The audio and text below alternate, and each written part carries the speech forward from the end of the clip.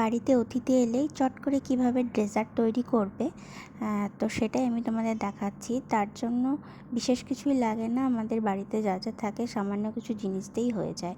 তো দেখো আমি আজকে নিয়েছি সুজি আর দুধ, ঘি আর চিনি, ব্যাস এইটুকু জিনিস দিয়েই হয়ে যাবে কিন্তু একটা সুস্বাদু ডেজার্ট।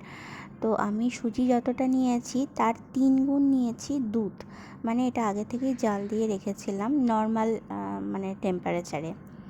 এইবার তোমার কড়াইয়ে দিয়ে দেবো ঘি, যেটা কড়াই গরম হওয়ার আগেই দিতে হবে। সামান্য ঘি দিয়ে দেবো। এবার দিয়ে দেবো সুজিটা হালকা হাতে কিন্তু একদম কম আঁচে এটাকে নাড়তে থাকতে হবে। একটুও বসে থাকলে হবে না, কারণ সুজি ভীষণ তাড়াতাড়ি পুড়ে যায় বা লেগে যাবে, এটা ভালো হবে না। তখন একদিকে লাল হয়ে যাবে, একদিকে কাঁচা থেকে যাবে। তো সারাক্ষণই এইভাবে যেমন করে আমি নাড়ছি, তো এইভাবে নাড়তে হবে একদম। সুজিটা যতক্ষণ না হালকা লাল হচ্ছে আর একটা সুগন্ধি বেরোচ্ছে। তো দেখো আমার এই যে এই পর্যায়ে সুজিটা হালকা, দেখতে পাচ্ছ হালকা হালকা লাল হয়ে গেছে আর একটা ভীষণ মিষ্টি গন্ধ বেরোচ্ছে, তার মানে আমার সুজিটা ভাজা হয়ে গেছে। তো এইবার আমি দিয়ে দেবো দুধ।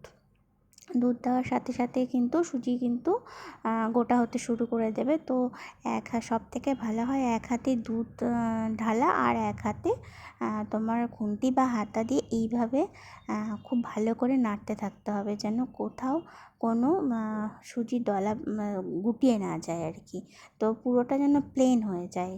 তো এইভাবে নাড়তে থাকতে হবে। নাড়ার পরে সুজিটা যখন পুরোপুরি সেদ্ধ হয়ে যাবে, মানে সুজিটা যখন হয়ে যাবে, তখন গ্যাসটাকে অফ করে দিয়ে আমি যতটা সুজি আমরা নেব তো ততটাই আমরা চিনি নেব। এবার গ্যাসটা অফ করে আমরা চিনিটা দিয়ে দেবো। চিনিটা দিয়ে কিছুক্ষণ পরে আবার গ্যাসটা জ্বালিয়ে ওই 1 মিনিট মতো নাড়াচাড়া করলেই ব্যাস তৈরি হলো সুজির পায়েস। এটা কিন্তু খুব তাড়াতাড়ি হয়ে যায় এবং সামান্য কিছু জিনিস দিয়েই হয়ে যায়। তো বাড়িতে গেস্ট আসলে বা নিজেরাও বানিয়ে এটা খেতে পারো। একদিন হলেও এটা ট্রাই করো, ভীষণ খেতে ভালো হয়। আর সুজি হচ্ছে ভীষণ উপকারী, তো সুজিতে কোনো রকম ক্ষতি হয় না। তো গরমের দিনেও কিন্তু এটা তোমরা বানিয়ে খেতে পারো, আর এটা ফ্রিজেও স্টোর করতে পারো 2-3 দিন পর্যন্ত এটা খাওয়া যায়। ভীষণ ভালো লাগে খেতে, একবার হলেও খেয়ে দেখো এটা। আমি কথা দিলাম এটা খেয়ে কিন্তু তোমরা সবার মন জয় করতে পারবে আর নিজেদেরও এটা ভালো লাগবে।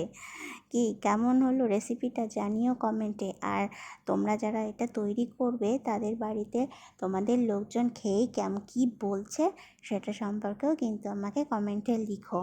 তো আজকের মতো এইটুকুই, পরে আবার নতুন কোনো ভিডিও নিয়ে ফিরবো তোমাদের সাথে। আজকের মতো এখানেই, টাটা।